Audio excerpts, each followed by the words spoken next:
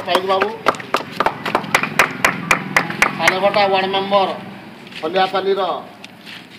विघ्नेश्वर कुमार सम्मान पाइचे प्रकृत सम्मान ई समाज दौर आपण मान हृदय सम्मान दौन बोलिकी इना किसी ना किंतु सम्मान बढ़ी जाए इटा देखेबार सम्मान नुहे से प्रकृत सम्मान देच देखेबार सम्मान होता माइक लगी था स्टेज बनी था ठीक अच्छे ये भी जनता गाँव मुझे टिके गायमी ने कहीं लगी आज मुझे मनपुर गाँव जो अच्छे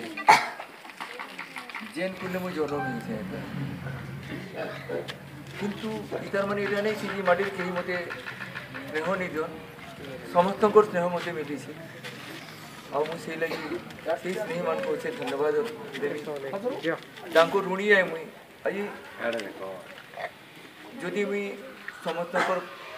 प्रवचन पढ़ी अबाटे जाकि कोटी कण हजारे कोटी मालिक भी होते ई स्नेहरी श्रद्धा नहीं पाई थी आज तो मुझे सबको इटा भावसी मुई जदि भारत वर्ष बड़े बड़े कैपिटलिस्ट थे से ऊर्ध्वे निश्चित थे मुझे जेन मैंने कि मोर मुनु स्नेह मोर सामने अच्छी बेले महाप्रभु एमती मुझे स्नेह श्रद्धा मिलू थो से पैसा क्या करूँ ई कही दूचे मैं कटु सत्य कहूचे मुझे